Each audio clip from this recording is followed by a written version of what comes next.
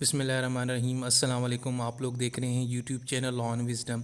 दोस्तों, आज हम बात करेंगे फॉल्स इम्प्रिजनमेंट के बारे में। हम देखेंगे इसके क्या एलिमेंट्स हैं, इसके डिफेंसेस, इसकी रेमेडीज़। ये एक बहुत ही आसान टॉपिक है लॉ ऑफ डॉट का, और बहुत अहम टॉपिक भी है। सो इसको समझना और इसको तैयार करना बहुत ज़रूरी है। सो चलें आज की वीडियो स्टार्ट करते हैं। सबसे पहले हम देखेंगे इसका मतलब क्या है, फॉल्स इम्प्रिजनमेंट का मतलब क्या है। देखें, जिस तरह दो अल्फाज आपको ये नज़र आ रहे हैं, फॉल्स और इम्प्रिजनमेंट, इससे तो आपको वैसे ही समझ आ गया होगा कि जब आप किसी शख्स को कैद करते हैं गलत तरीके से, तो उसको हम बोलते हैं फॉल्स इम्प्रिजनमेंट। इसको मज़ीद आपको यूँ बता दें कि देखें, हमारा फंडामेंटल एक राइट है फ्रीडम ऑफ मूवमेंट। मतलब हम घूम फिर सकते हैं, हम कहीं भी जा सकते हैं, ये हमारा एक फंडामेंटल यानी कि राइट है। हमारे आइन के अंदर लिखा हुआ है, हमारे कॉन्स्टिट्यूशन के अंदर लिखा हुआ है, हमारा जो दस्तूर है उसके अंदर ये लिखा हुआ है। सो कोई भी शख्स है वो कहीं भी जा सकता है, ये इसको आज़ादी है। जब कोई शख्स इनकी वो आज़ादी को ख़त्म करता है या उसकी वो जो उसका जो राइट है उसको इन्फ्रेंच करता है, उसको मुतासिर करता है, इन्फ्रेंच करता है, तो दरअसल वो क्या करता है, वो फॉल्स इम्प्रिजनमेंट करता है। मतलब कोई जस्टिफिकेशन नहीं है, वैसे ही आपने किसी शख्स को कमरे में बंद कर दिया, आपने किसी शख्स को पकड़ लिया चारों तरफ से और उसको उधर उधर नहीं जाने दे रहे। ये जो इस तरह की जो सिचुएशन होती है, इसको हम बोलते हैं फॉल्स इम्प्रिजनमेंट।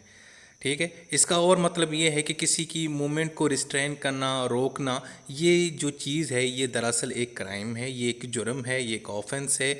सो इसको हम बोलते हैं फॉल्स इम्प्रिजनमेंट। इसकी मज़ीद एक डेफिनेशन देखें, the imposition of total restraint. Restraint का मतलब है रुकावट, किसी को मुकम्मल रोक के रखना कुछ वक्त के लिए। उसकी जो लिबर्टी है, उसकी जो आज़ादी है, उसकी जो मूवमेंट की जो फ्रीडम है, उसको रोक के रखना, और विदाउट लॉफुल जस्टिफिकेशन। कोई आपके पास रीज़न ना हो, कानूनी जवाज़ ना हो, कोई जस्टिफिकेशन ना हो, आपके पास कोई जस्टिफिकेशन है। मिसाल के तौर पर मैं एक शख्स को, अपने पड़ोसी को अपने कमरे के अंदर लॉक करके छोड़ देता हूँ, या उसको उसके घर के अंदर लॉक कर देता हूँ। ठीक है, कोई रीज़न नहीं है, वैसे ही मस्ती में, बस वो मुझे अच्छा नहीं लगता, बस मैंने उसको लॉक कर दिया, उसको बंद कर दिया और चला गया।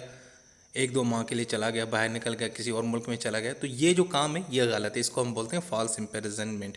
ये जो काम है ये सिविल केसेस के अंदर भी आता है और क्रिमिनल केसेस के भी अंदर आता है। क्रिमिनल केसेस के अंदर भी बहुत पाया जाता है, क्योंकि आपको पता है कि बहुत सारे जो पुलिस वाले हैं वो इस तरह के काम करते हैं कि वो लोगों को जो है ना एक अपने पास बिठा के रख लेते हैं, कैद कर देते हैं शक की बुनियाद के ऊपर। और वैसे तो कानून तो ये कहता है कि अगर आपने किसी बंदे को कैद किया है, उसको बंद किया है, तो आपके पास ये राइट है कि 24 घंटे के अंदर उसको मजिस्ट्रेट के सामने पेश करें। लेकिन अगर आप नहीं करते तो फिर वो किस चीज़ में वो क्या हो जाएगा, वो फॉल्स इम्प्रिजनमेंट हो जाएगी। सो ये अक्सर इसलिए हम ये क्राइम ही है, यानी कि ये क्राइम भी तस्वर होता है, क्रिमिनल केसेस में डिस्कस किया जाता है। इसके लिए एक वर्ड यूज़ किया गया है, रॉन्गफुल कन्फाइनमेंट।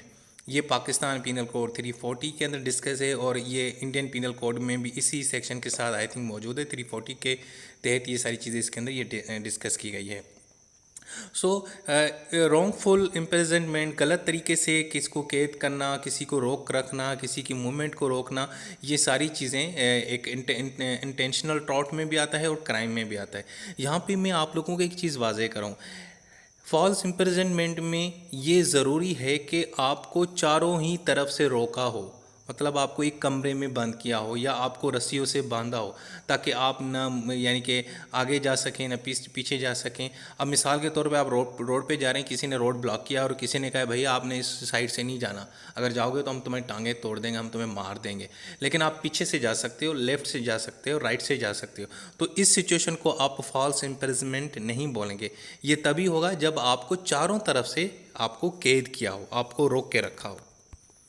अब हम इसके एग्जांपल देखते हैं। मिसाल के तौर पर किसी ने आपको कमरे के अंदर लॉक किया, आपकी परमिशन नहीं थी, आपको ज़बरदस्ती, ठीक है, किसी ने आपको पकड़ लिया, ऐसे झप्पी दे दी, पकड़ लिया चारों तरफ से इस तरह। किसी सिक्योरिटी गार्ड ने या स्टोर के ओनर ने आपको अपने जगह पे डिटेन कर दिया बगैर किसी यानी कि लॉजिक के या रीज़न के।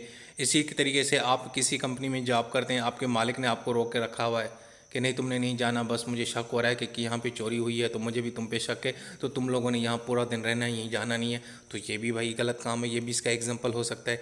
इसी तरीके से आपके घर पे एक नर्स आई हुई है, आपने उसको रोक के रखा हुआ है, बिठा दिया है, उसका काम था 2 घंटे की विजिट करनी थी, आपके एक बंदे की जो है ना उसको देखना था, उसकी देखभाल करनी थी, लेकिन आपने क्या किया कि 24 घंटे उसको बिठा के रखा हुआ है ज़बरदस्ती, कि नहीं तो ये कर दूंगा, वो कर दूंगा, मार दूंगा, वो कर दूंगा, तुमसे जाओ, तुम्हारी जॉब निकलवा दूंगा। ये सारी चीज़ें, ये सारी क्या एग्जाम्पल है, ये फॉल्स इम्प्रिजनमेंट के केसेस हैं। अच्छा, कुछ ऐसे एग्जाम्पल भी डिस्कस करते हैं जो इस कैटेगरी में नहीं आते। मिसाल के तौर पे एक जगह पे ना किसी ने आपको रोक के रखा क्योंकि वहाँ पे कोई क्राइम हुआ था, तो किसी ने आपको रोका और आपसे यानी तशवीश की, इन्वेस्टिगेशन किया, कुछ अरसे के लिए आपको उन्होंने बिठा के रखा, लेकिन फिर बाद में पता चल गया कि जी आप तो इनोसेंट थे और आप रिलीज़ हो जाते हैं, आपको वो छोड़ देते हैं।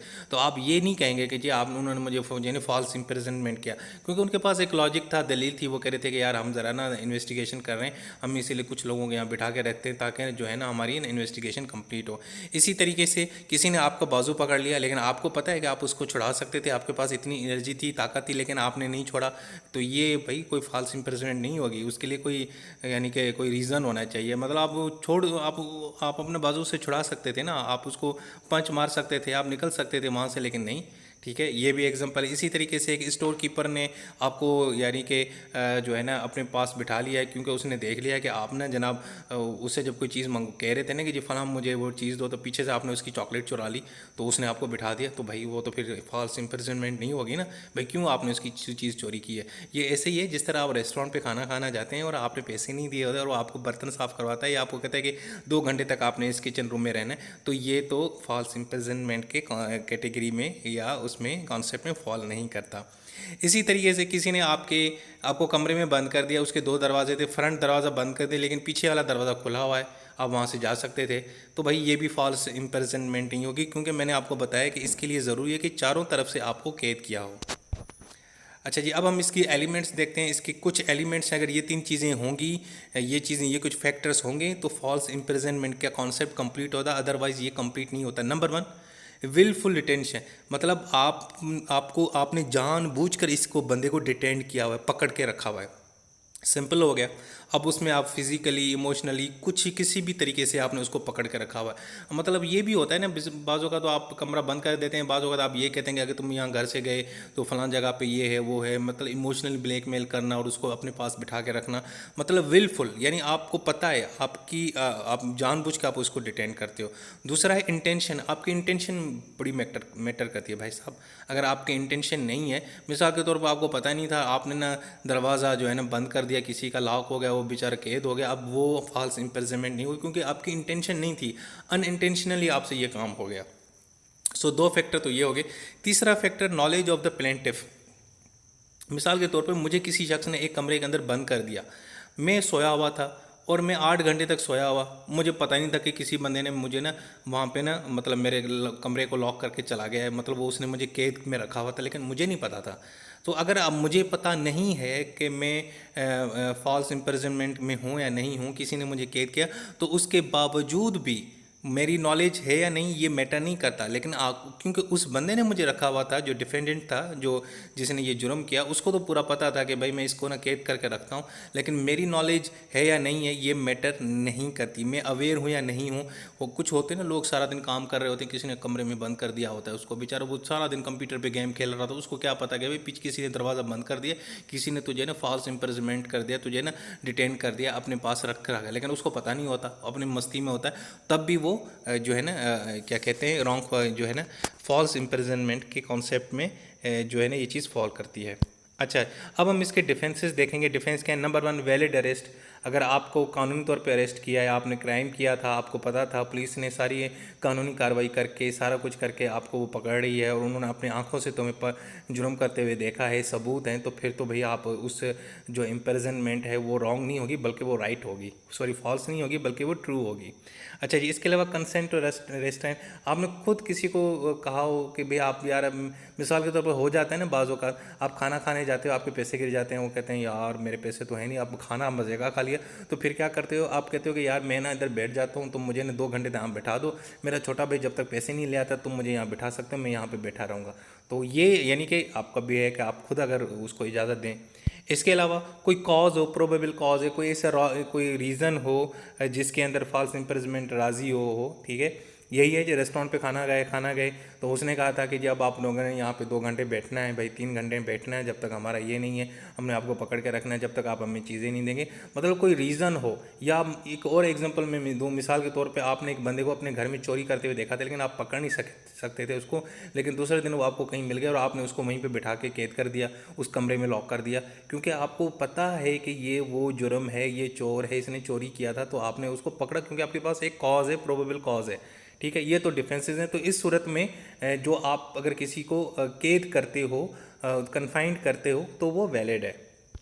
अच्छा जी, अब इसकी रेमेडीज़ हैं। वे रेमेडीज़ क्या है? नंबर 1 पहले तो डैमेजेस देखें। टॉर्ट के अंदर हम डैमेज पे करते हैं, जितना हुआ आपको वो डैमेजेस पे करेंगे। वो किस किस्म का भी हो सकता है, फिजिकल होती है, आपको सफ़र किया, आपकी ह्यूमिलेशन हुई, आपका वक्त जो है ना बड़ा ज़ाया हो गया, किसी ने आपको 1 घंटे के लिए कैद करके रखा, लेकिन आप तो बड़े भाई बिजनेसमैन हैं, तो आप कहते हैं कि भाई 1-1 मिनट में मैं 1-1 लाख कमाता हूँ, तो आप मेरा इतना नुकसान हो गया, मेरा वो नुकसान पे करें। तो इस सारी की सारी जो डैमेजेस आप पे कर सकते हैं। इसके अलावा इसके अंदर नॉमिनल और कंपनसेटरी डैमेजेस भी आते हैं। ये डैमेजेस का कॉन्सेप्ट मैं पहले पढ़ा चुका हूँ, मेरी आप वीडियो में देखेंगे टॉड के अंदर, सो वहाँ से आपको क्लियर हो जाएगा। लेकिन एज ए रेमेडी आप ये भी पे कर सकते हैं। इसके अलावा एग्जाम्पलरी और एग्रीवेटेड डैमेजेस भी दे सकते हैं। मिसाल के तौर पर एक पुलिस के बंदे ने एक शख्स को गैर कानूनी तौर पर 24 घंटे के बजाय 48 घंटे के ऊपर उसको लॉक करके रखा हुआ है, तो अदालत ने क्या किया, एग्जाम्पलरी जो है ना उसको डैमेजेस दिए और ऐसी अच्छी खासी उसको जो है ना सज़ा दी, या उसको फ़ाइन लगाया, ताकि वो एक एग्जाम्पल क्रिएट हो जाए। सो ये सारे जो डैमेजेस हैं ये भी इस कैटेगरी के अंदर फॉल करते हैं। अगर आप लोगों को इन डैमेजेस का पता नहीं है कि प्यूनिटिव, एग्जाम्पलरी और एग्रीवेटेड का क्या मतलब है, तो दोस्तों मैं आपको कहूँगा कि आप जाके मेरी ये डैमेजेस के ऊपर एक वीडियो बनी होगी, उसको अच्छे से देखने, आपको क्लियर हो जाएगा। अच्छा जी, उसके बाद एक लास्ट जो आपके पास रेमेडी है वो रेट ऑफ हैबियस कॉर्पस है। देखें ये रिट होती है, इसमें क्या होता है, अगर आपका कोई फंडामेंटल राइट कोई मुतासर होता है, तो आप रिट पिटिशन फाइल कर सकते हो अदालत में। आप अदालत को कहते हो कि भाईजान ये मेरा फंडामेंटल राइट था, किसी ने मेरे इस फंडामेंटल राइट को डैमेज किया है, मुझे वो दे नहीं रहा, तो जी जनाब आपने इनको हुक्म दें, तो फिर अदालत उनको हुक्म देती है। सो हैबियस कॉर्पस में ये होता है कि मिसाल के तौर पर मुझे किसी बंदे ने, किसी पुलिस वाले बंदे ने जनाब जो है ना 24 घंटे, उससे ज़्यादा जो टाइम है ना, मुझे उसने अपनी कैद करके रखा हुआ है। और अब कानून में तो ये ना कि भाई 24 घंटे के अंदर अंदर आपने उसको मजिस्ट्रेट के अंदर सामने पेश करना है, ताकि पता चले कि आपने इसको क्यों नज़रबंद किया, क्यों कैद किया। लेकिन उस बंदे ने किसी को बताया नहीं है, लेकिन मेरे रिश्तेदारों को और मेरे भाई बहन भाइयों को पता चल गया कि भाई फ़लाँ पुलिस वाला हमारे भाई को लेके गया है, उसको उसने कैद कर दिया। तो वो लोग क्या कहेंगे, या तो मैं खुद जाऊँगा, मैं खुद तो नहीं जा सकता, मैं तो कैद हूँ, लेकिन मेरे भाई क्या करेंगे, अदालत में जाएंगे और कौन सी रिट फाइल करेंगे, रिट ऑफ हैबियस कॉर्पस।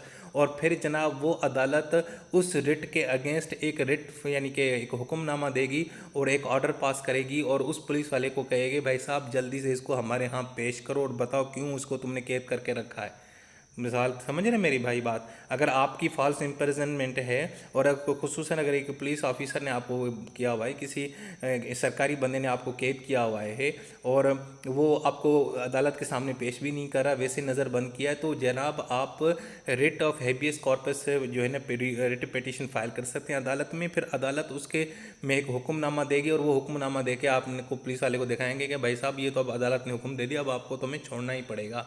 सो ये है जी लास्ट रेमेडी। सो दोस्तों ये था कॉन्सेप्ट। मैंने कोशिश की कि इसको जितना हो सके बिल्कुल आसान और जो है ना लैंग्वेज के अंदर मैं आपको ये समझाऊं।